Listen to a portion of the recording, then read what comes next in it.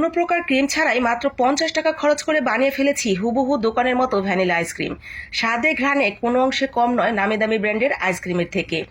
এতটাই মজার এবং সুস্বাদু যে যে কাউকে খেতে দিলে সে বিশ্বাসই করবে না এটা আপনি নিজের হাতে তৈরি করেছেন। একদম পারফেক্ট এবং এতটাই সুস্বাদু হবে, গরমে অল্প একটু খেলেই স্বস্তি পাবেন।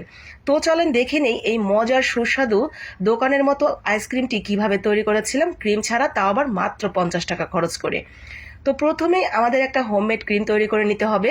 তার জন্য এখানে আমি আগে থেকে জাল করা গরুর দুধ নিয়েছি হাফ লিটার।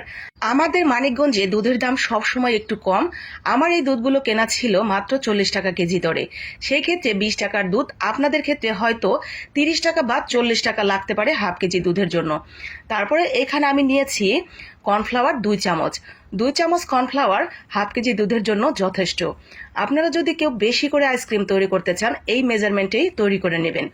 অল্প একটু দুধ দিয়ে 2 চামচ কর্নফ্লাওয়ার ভালো করে মিশিয়ে নিয়ে আমি পুরো দুধটার মধ্যে দিয়ে দিব।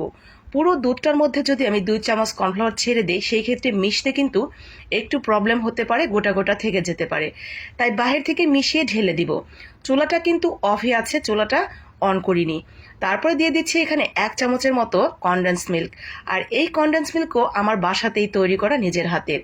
কেউ যদি কনডেন্স মিল্ক হাতের কাছে না থাকে এবং দিতে না চান সেই ক্ষেত্রে পুরোটাই চিনি দিবেন। 1 থেকে 1.5 চামচ চিনি দিলেই হবে, মিষ্টিটা চেখে দেখে দিয়ে দিবেন। এইখানে দিয়ে দিচ্ছি অল্প একটু গুঁড়া দুধ।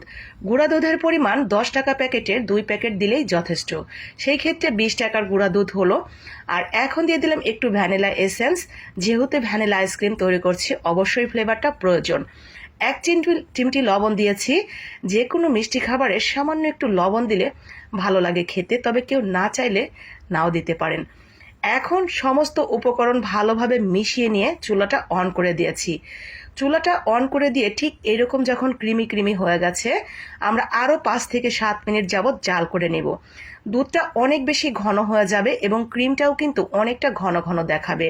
ঠিক এরকম যখন হয়ে গেছে চুলাটা অফ করে দিয়ে আমরা ঠান্ডা হওয়ার জন্য রেখে দিয়েছিলাম প্রায় 20 থেকে 30 মিনিটের জন্য। যখন ঠান্ডা হয়ে গেছে পুরোপুরি তখন আমরা বক্সে ঢেলে রেখে দিব ডিপ ফ্রিজে। বক্সে দেখতেই পাচ্ছেন এটা কতটুকু পরিমাণ আছে ক্রিমটা। এইটা কিন্তু ফুলে ফেপে পুরো 1 বক্স হয়ে যাবে। তো দেখতে থাকেন, শেষ পর্যন্ত বুঝতে পারবেন। আমরা ডিপ ফ্রিজে রেখে দিব প্রায় 1 থেকে 2 ঘন্টার জন্য।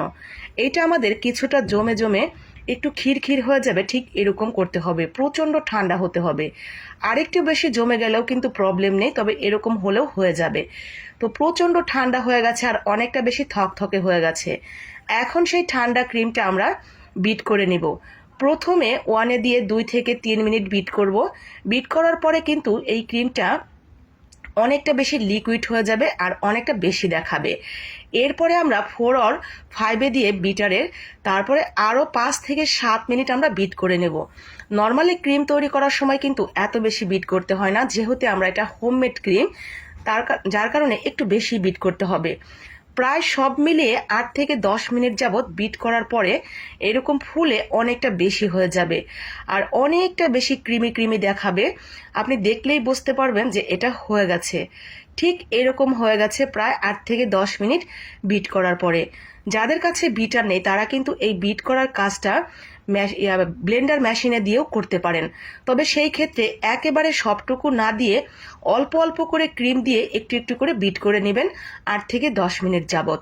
তো অল্প 1 চামচ দিবেন, আবার বিট করবেন ব্লেন্ডারে আর কি, আবার অল্প একটু 1 চামচ দিবেন, আবার বিট করবেন। ঠিক এইভাবে দিতে দিতে ঠিক এরকম হয়ে যাবে। হয়তো একটু হেরফের হতে পারে, তবে হয়ে যাবে।